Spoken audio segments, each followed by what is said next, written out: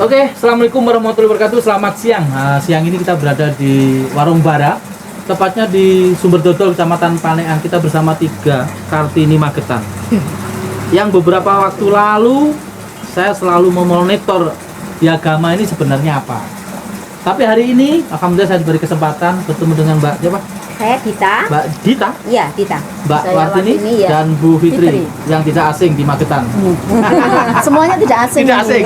Oke, Mbak Dita, mungkin bisa dijelaskan Mbak Dita, agama itu apa, berdiri kapan, dan untuk apa? Baik, terima kasih. Jadi gini nih Om, sebenarnya agama itu kepanjangannya adalah Yayasan Abinaya Gantari Mahika, di mana itu adalah yayasan yang terbentuk. Embrio kami itu adalah dari orang tua dari anak-anak berkebutuhan khusus.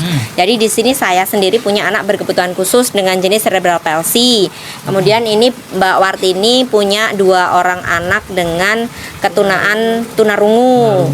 Kemudian Mbak Fitri ini juga salah satu putranya cerebral palsy juga.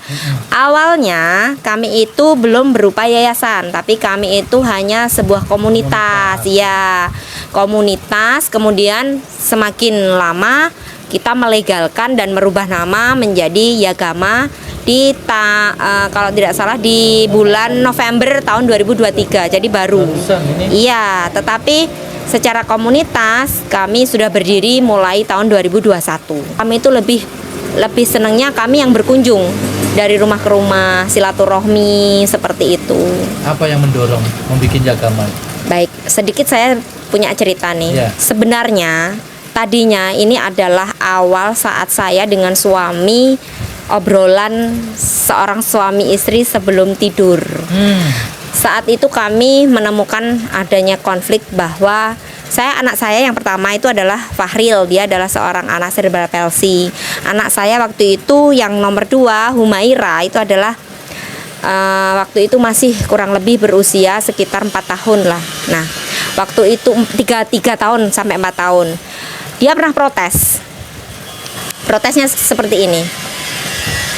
Mama, kenapa sih kakak kok nggak bisa jalan? Kenapa sih Ma, kakak itu kok nggak kayak kakaknya, kakak Ira waktu itu. Nah, dia kan punya temen tuh, punya temen, dan setiap sore dia selalu diajak bermain sepeda dengan kakaknya. Dia selalu protes seperti itu. Kenapa kakakku nggak seperti Kak Ira gini-gini? Kakak sih, anak saya yang dewasa dimarah-marahin. Yang dimarahin hanya tersenyum karena dia nggak ngerti. Nah, saat malam saya ngobrol dengan suami. Saya ngobrol, gimana nih? Kok sudah, karena anak itu perkembangan kognitif kan lebih cepat ya. Dia sekarang sudah mulai ngerti. Dia sudah mulai bisa protes. Nah, saat itu saya dengan suami, gimana? Saya takut dulu saat saya mau nambah anak, karena tahu anak saya seperti ini, saya mempunyai ketakutan tersendiri. Sudahlah, anak kita satu saja. Saya takutnya nanti kita tidak bisa merawat dia dengan maksimal. Akhirnya saudara, kemudian orang tua, mertua bilang, janganlah, karena usia orang itu tidak ada yang tahu. Kalau dia tidak punya saudara, nanti bagaimana? Nah, kata-kata, ibarat kata kan ngugemi ngendikane yantun sepuh. Oke, ya sudah, kita coba, kita konsul ke dokter, akhirnya kita hamil. Nah, tibalah konflik itu Om. Waktu itu saya langsung berpikirnya seperti ini. Dulu kan pemikiran saya akan menambah anak. Apabila nanti dewasa, dia bisa kita ajak untuk bersama-sama merangkul kakaknya. Dengan dia usia seperti ini, sudah ada kata-kata protes seperti ini. Berarti tidak menutup kemungkinan jika nanti dia dewasa, dia pun juga akan mengalami, mungkin dia malu punya anak seperti ini. Dan anak saya perempuan, bisa jadi calon suaminya menerima atau tidak, kita tidak tahu. Akhirnya saya ngobrol dengan suami, saya bilang, bagaimana? Berarti sebenarnya kita saja orang tuanya terkadang masih ada rasa ketidaksabaran saat kita menangani Fahril, saat dia tantrum, saat dia marah, kita masih ada jengkel. Kita nggak punya hak untuk meminta anak-anak kita nantinya itu untuk bisa menerima kakaknya. kita saja orang tua terkadang masih ada kelemahan, masih ada kekurangan dengan penerimaan terhadap Fahril. Akhirnya kami memutuskan, sudahlah, ayo kita mencoba mulai dari awal, perbaiki diri. Kemudian yang kedua, ayo kita mulai berbuat baik, berkata baik, apapun kita lakukan dengan hal positif. Ayo deh ngopeni teman-temannya Fahril. Karena apa? Karena saya mengharap balasan dari Tuhan. Saat nanti kita tidak tahu Allah itu memberikan kesempatan kepada saya berapa lama. Tapi saat nanti ternyata saya atau suami saya harus berpulang dulu sebelum Fahril, paling tidak saya meminta apa yang sudah saya berikan itu berbalas untuk Fahril. Gitu. Ya, awalnya gitu. Awalnya itu belum ada Yagama itu. Belum ada Yagama, belum ada SFC. Nah, itu sampai sendiri waktu itu. Yang barunya berpikiran seperti itu. Baru itu ketemu teman-teman. Iya. Akhirnya setelah itu saya gabung dengan komunitas di Madiun. Special Need Parent punyanya Bunda Mimin. Ternyata beliau itu berpikiran sama dengan saya. Saya banyak belajar dari beliau. Pada akhirnya pertama di tahun 2021 saya mendapatkan bantuan kursi roda dari kursi roda CP dari Australia. Waktu itu saya harus datang sendiri, mengambil sendiri ke Banyuwangi. Saat itu saya berpikirnya Banyuwangi itu jauh. Nah, saat itu maaf ini sedikit perekonomian kami tidak sedang baik-baik saja. Karena banyak faktor yang di awal saya harus demi untuk mempertahankan Fahril sampai dengan sekarang ini gitu. Saya harus banyak berusaha saat itu. Tapi alhamdulillah, ternyata saat saya di sana saya dipertemukan dengan orang-orang baik. Saat itu kami ke sana, makan, kendaraan, semuanya total berangkat sampai pulang tidak ada 0 rupiah yang saya keluarkan. 0 rupiah, benar-benar 0 rupiah. Dan ternyata itu dari orang-orang baik.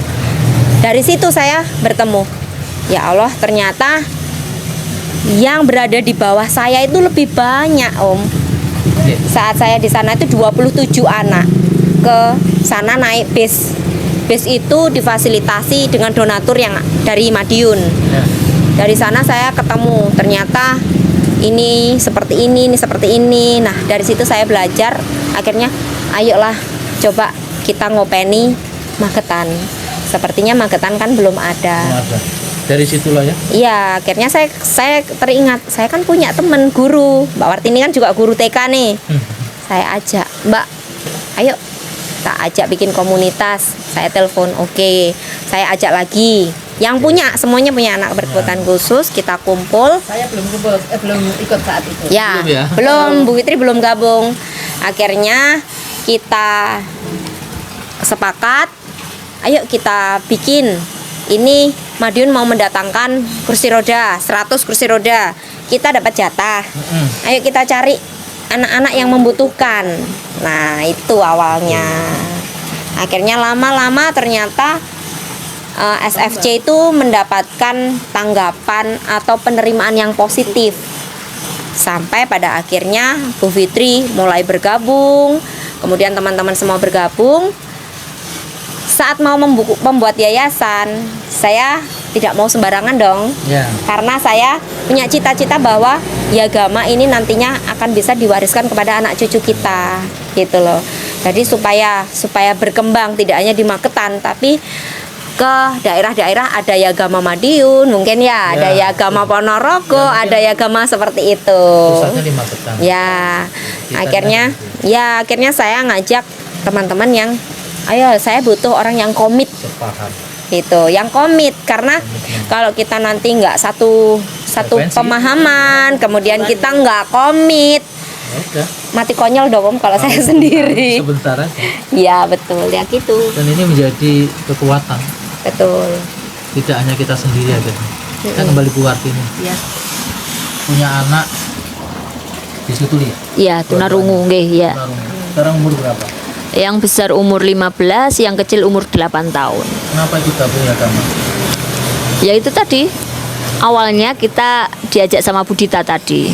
Pertama itu saya ngomenin statusnya Budita.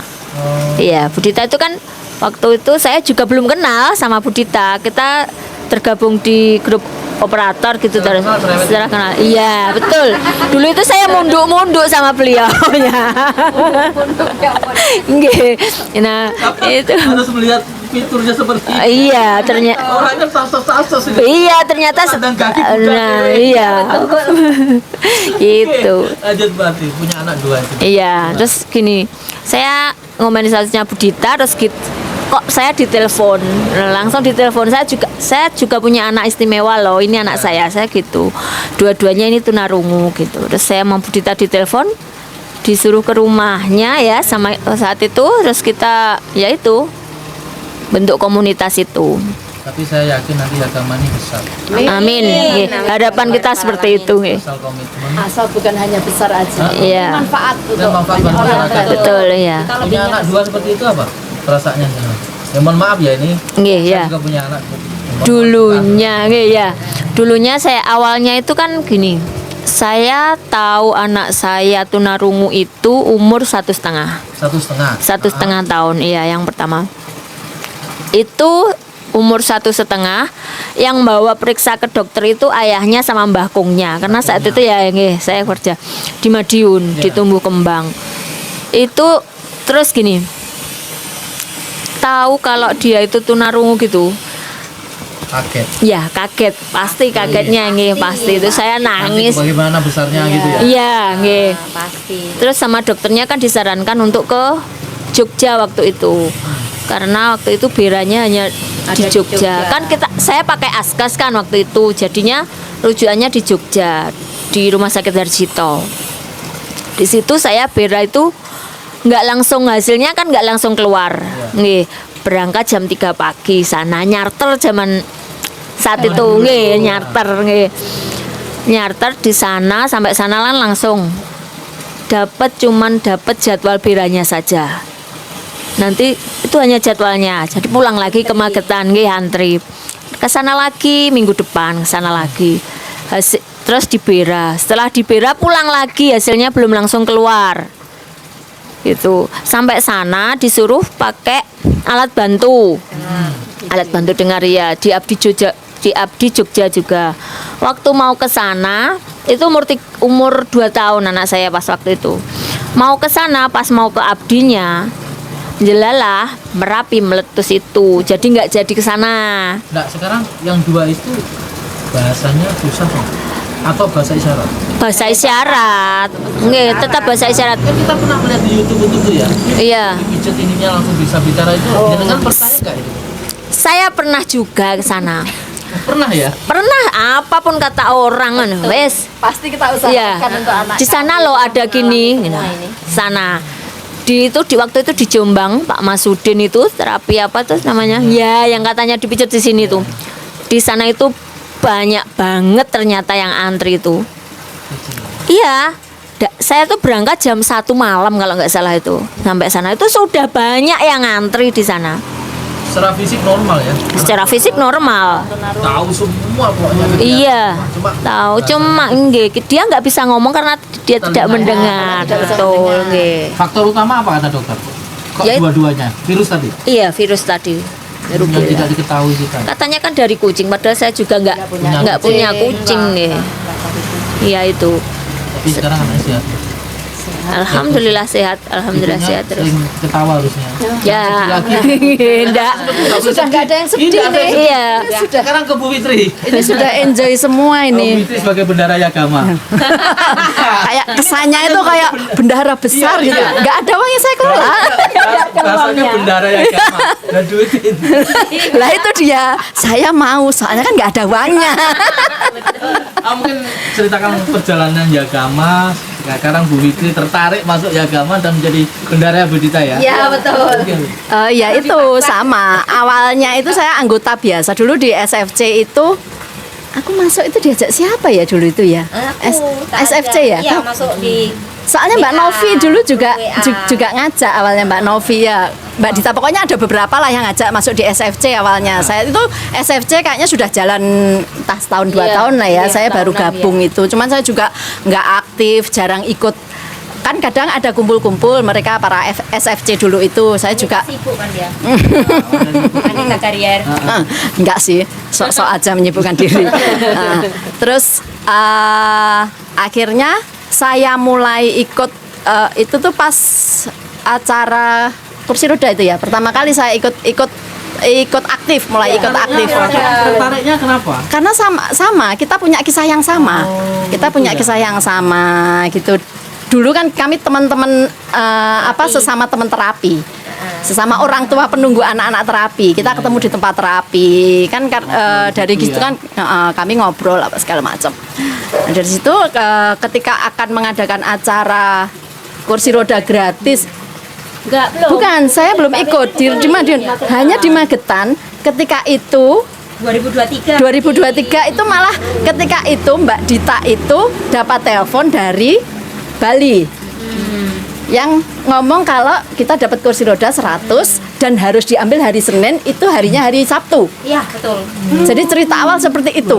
Kami mendapat nggak punya uang sama sekali Untuk ngambil kursi itu. untuk ngambil kursi roda 100 itu harus. Mbak Dita ke rumah saya bercerita, iki piye Mbak? Waduh. Terus kita harus cari armada untuk mengangkut itu karena dari Australia.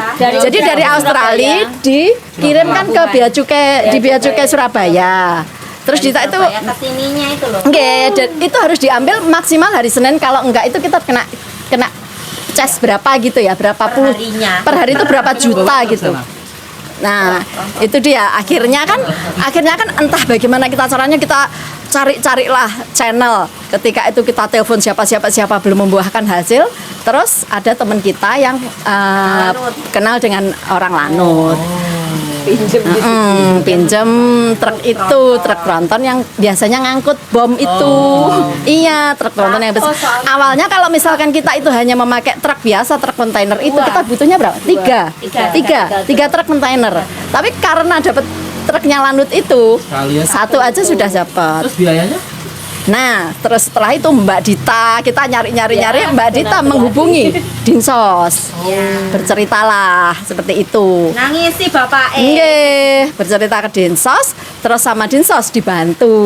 Itu di situ kami bersinergi dengan Dinsos. Sampai sekarang. Iya, sampai sekarang pun kami mitra utama kami ya Dinsos. Nggih. Terus berapa jumlah anggota? Kalau anggota pengurus ya, kalau pengurus itu kita sekitar 25 orang, tapi kalau anggota dari awal anggota komunitas itu kita sekitar 270-an ya. Hampir 300 lah. Pernah kumpul bareng? Kalau total semua belum. Kapan ini? Enggak mampu kalau Gini, kumpulkan bareng itu. kendala kami itu anggota kami 50% lebih itu tidak mampu. Ya. Makanya Jadi kenapa kok kami yang berkunjung ke mereka, bukan kami yang mengumpulkan mereka, karena kami tahu tidak mau merepotkan. Mereka untuk menghidupi anak-anaknya aja sudah susah. Kalau misalkan kami sering membuat acara itu pasti juga merepotkan mereka juga. Ini ada cerita lucu nih Om. Jadi gini, kita itu ngadakan acara, ngundang mereka untuk datang. Dikasih ilmu, dikasih sangu itu saja susah loh. Karena apa? Karena pemikiran mereka sekian jam atau satu hari ini saya harus ikut kegiatan ini, saya nggak akan menghasilkan uang untuk hidup saya gitu loh. Akhirnya dengan situ kami dengan teman-teman nggak bisa. Kita itu bukan komunitas, maaf nih, bukan komunitas seperti Harley Davidson. Yang kaya-kaya. Nah, bukan komunitas arisannya emak-emak sosialita. Kita itu kan komunitasnya komunitas seperti ini. Makanya saya bilang sama teman-teman, tidak harus mereka yang datang kepada kita atau mendatangi kita, tapi kitalah yang wajib untuk bersilaturahmi mendatangi mereka. Begitu. Kembali ke Yagama. Tujuan utama. Setelah nanti Yagama besar. Tujuan apa? betul. Tujuan saya itu sebenarnya cuma satu Om, edukasi. Oh, iya. Saya cuma butuh parenting. Kenapa? Karena saya pernah mengalami kebodohan di saat saya tidak memiliki teman satupun, tidak merasakan. Jadi begini Om, ini sedikit cerita nih ya. Dulu, ini semua mengalami loh ya. Dulu saat kami itu belum ada komunitas seperti ini, belum kita tuh saling curhat, terus belum ngerti ilmu yang mendalam. apapun yang dikatakan orang itu kami lakukan demi anak kami. Contoh, iku anu anake enek bae sing nemplek. Mau nggak mau percaya dong. Kayak setan dia. Nah, loh itu semua terjadi Om. Kalau orang desa. Iya kan? Betul. Terus ini ada lagi nih, dipijet nih nggone Mbah Kono.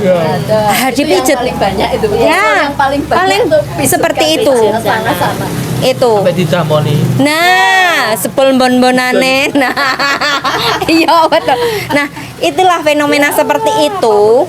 Itu kan kami mengalami ya. Tapi setelah dengan berjalannya waktu, kami banyak belajar, kami banyak membaca. Oh, ternyata anak kami tuh seperti ini loh.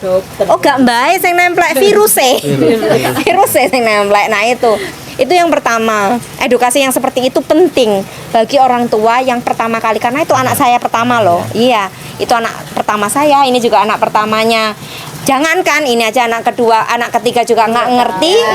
Nah, nggak ngerti loh. Sebelumnya kan tidak pernah ada di Karena- lingkungan saya orang-orang yang seperti Betul. itu, sama sekali nggak ada. Ya. Cacat normal. Iya, anak saya pertama normal, terus ponakan-ponakan saya sama Nggak ada sekali keturunan nggak ada gitu loh. keturunan yang mempunyai kelainan, entah itu kelainan apa itu nggak ada. Jadi awalnya tahu itu anak saya juga lahir awal normal. Begitu sampai 5 bulan itu dia baru pertama kali kejang, terus langsung dia semuanya menurun, akhirnya nggak bisa apa-apa itu. Jadi begitu awal kejang langsung dibawa ke rumah sakit kan, terus sama dokter coba di EEG rekam otak itu, saya bawa rekam otak, direkam otak, memang hasilnya biasanya kejang kan cenderung orang epilepsi begitu kan ya, memang hasilnya memang epilepsi. Tapi terus dari situlah saya belajar, saya browsing gitu, epilepsi itu apa sih gitu, saya cari-cari epilepsi, tapi kayaknya kalau anak saya itu lebih dari sekedar epilepsi. Kalau misalkan memang iya epilepsi, iya mungkin iya memang dia epilepsi, tapi lebih ada lagi yang selain itu gitu loh.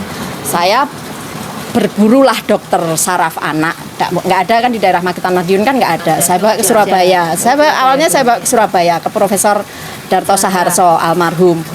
Saya bawa ke Profesor Darto itu, di sana saya sekitar 5 hari atau seminggu gitu ya observasi. Jadi dites semuanya sama dokter itu, ketemulah akhirnya anak saya itu cerebral palsy karena sitomegalovirus. Dan sitomegalovirus itu karena bawaan saya dari dalam kandungan, dari sejak saya mengandung dia gitu.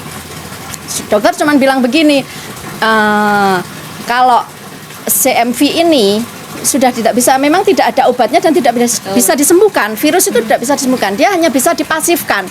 Jadi bagaimana caranya kita menjaga kondisi anak kita, dan hanya satu-satunya cara dia untuk mengejar ketertinggalannya terapi.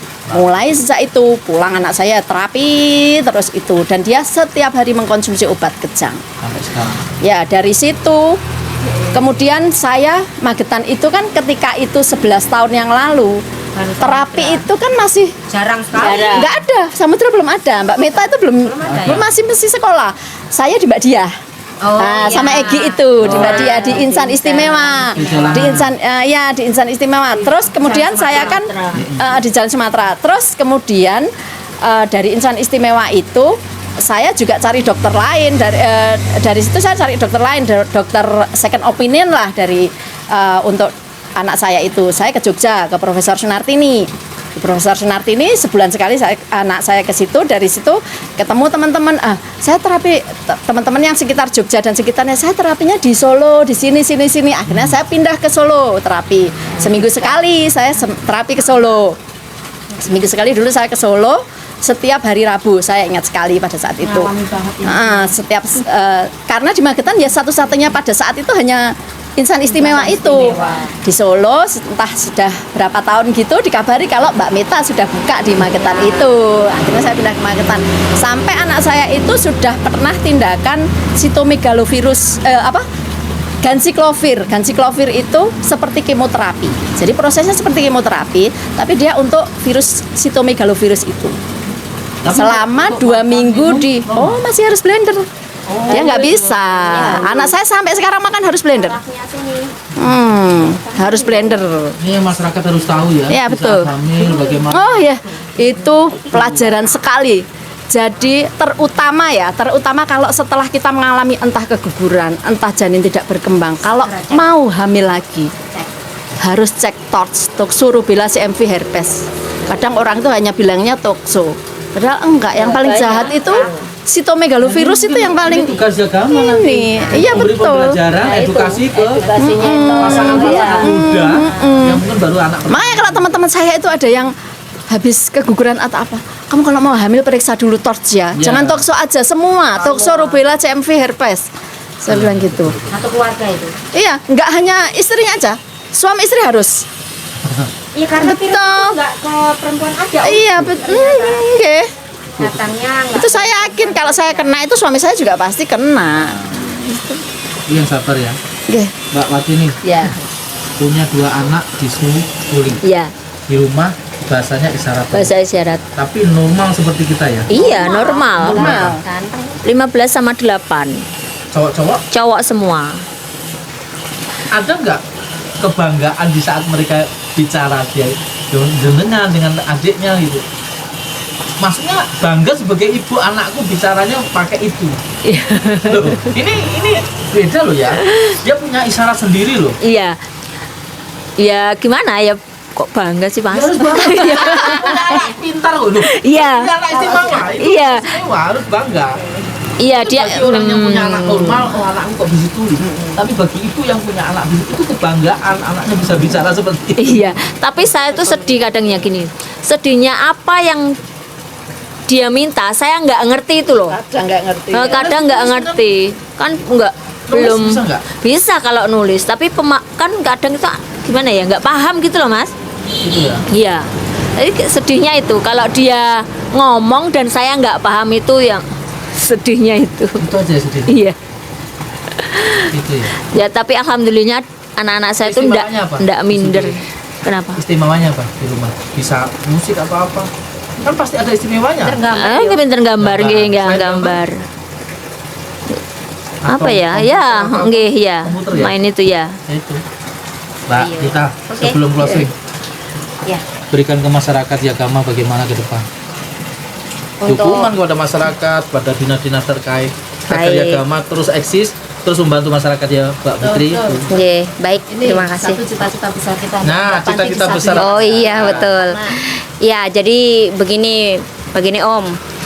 Saya punya beberapa hal yang ingin saya sampaikan ke seluruh masyarakat yang menonton podcast kita hari Ya. ini.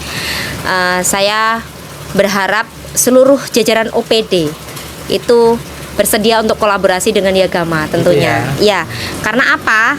Yang pertama, kenapa saya harus seperti kemarin ya, saya mengajak kolaborasi dengan Dinas Arpus. Kok bisa sih Dinas Arpus? Ternyata bisa. Bisa. Nah, karena apa? Karena kami itu ingin menunjukkan atau menggali potensi yang dimiliki anak-anak yang nantinya itu bisa membawa mereka untuk mandiri dalam hidupnya ke depannya. Itu yang pertama. Yang kedua, saya juga meminta dukungan kepada masyarakat, seluruh masyarakat Magetan dan juga seluruh Indonesia tentunya, bahwa mari rangkul kami, rangkul anak-anak kami, rangkul keluarga yang seperti kami. Jangan berpandangan bahwa kami itu berbeda. Ada sedikit perbedaan, tetapi kami itu sesungguhnya sama seperti semuanya. Kami punya hak untuk berpendidikan, kami punya hak untuk kehidupan, kami punya hak untuk menjalani aktivitas kami sama seperti masyarakat normal lainnya. Gitu ya. Itu. Semua demi anak. Betul. Dan satu hal yang saya ingin sampaikan kepada orang tua yang sama seperti kami, bahwa sesungguhnya anak-anak seperti kami itu bukanlah sebuah musibah. Yeah. Dan itu juga bukan cobaan. Kalau panjenengan memiliki anak seperti anak kami, panjenengan mengatakan bahwa itu cobaan, itu salah. Salah. Itu bukan cobaan, tapi itu adalah anugerah. Titipan Tuhan. Betul. Sehitam apapun, sepekat apapun mutiara, Ya. saat kita jual, mereka tetap mempunyai nilai yang mahal. Itu. Ada pesan dengan Bu Bendahara? Nggak ada sih ya, cuman anak seperti itu tuh betul kata Mbak Dita tadi, itu bukan musibah, itu adalah hadiah. Hadiah. Kita itu harus bersyukur orang tua seperti kita itu dianugerahi anak seperti itu, karena mereka yang akan menjemput kita nanti di depan pintu surga, insya Allah, amin. Tinggal bagaimana kami nanti untuk memantaskan diri menuju ke sana saja, karena kami sudah punya salah satu kunci surga, kunci surga, nggih. Nikmati Nggih, nikmati, jalani dan enjoy saja. Nggih. Happy. Martini pesan buat saudara kita yang mempunyai anak seperti jenengan. Nggih. Harus tetap semangat, harus terus bersyukur karena itu adalah jalan kita untuk meraih pahala. Nggih, itu saja. Semoga anaknya menjadi sukses. Amin. Amin. Nggih, dengan jalannya. Setiap anak pasti punya kelebihan. Iya. Kami punya mimpi bahwa nanti mudah-mudahan ke depannya kami bisa membuka panti disabilitas untuk Magetan ya. betul, tidak hanya sekedar panti yang mengasuh atau ngopeni atau memberikan sekedar titip itu aja? tidak sekedar titip, tapi di dalam situ kami juga ingin adanya pelatihan bagi anak-anak kami sehingga nanti saat mereka dewasa, mereka keluar dari panti-panti kami, mereka sudah punya bekal keterampilan untuk mandiri, hidup sejajar dengan masyarakat. Itu ya. Terus yang kedua, kami juga ingin mengajak seluruh orang tua itu untuk bersinergi, bagaimana kita mendidik, mengayomi anak-anak seperti anak-anak kami ini. Iya. Dan tentunya satu lagi Om, kelebihan dari kami, dari panjenengan yang punya anak-anak berkebutuhan khusus itu satu, kita bisa belajar nilai-nilai yang tidak bisa kita pelajari semasa kita belajar di bangku sekolah. Dan menghargai hidup ya. Betul. Saya nggak punya loh. Belajar Iya, ikhlas, itu kita nggak bisa mendapatkan saat kita di bangku sekolah Nggak ada. sampai kita di sarjana, kita nggak akan punya ilmu itu. Kalau tidak mengalami sendiri. Betul. Kita punya teori ikhlas itu seperti ini, tapi ketika menjalani begitu punya anak seperti itu, oh seperti inilah yang Tambah namanya ikhlas ikhlas nih, itu gitu seperti ya. inilah. Dosennya Ikhlas mereka. itu ini, sabar itu seperti ini ya itu. Bersyukurlah punya Iya. dosen yang luar Iya, biasa. Iya. guru kehidupan kami, anak-anak kami itu guru kehidupan kami. Betul. Oke, terima kasih. Pemirsa Lawu TV dan sahabat Siber, bincang kita bersama 3 bidadari Yagama. Tiga Kartini tadi 3 Kartini. ganti. Bidadari. Bidadari itu lebih dari Kartini. Allah. Seorang ibu yang luar biasa mendharma baktikan, terutama buat suami dan anak-anaknya. Saya akhiri bincang kita bersama pengurus Yagama Magetan. Semoga Yagama nanti ke depan bisa membuktikan dan Amin. bisa menjadikan Yagama itu besar Amin. dan bisa seluruh Indonesia Bermanfaat untuk banyak orang. dan bermanfaat bagi banyak orang. Iya. Amin. Saya akhiri. Wassalamualaikum warahmatullahi wabarakatuh. Thank you.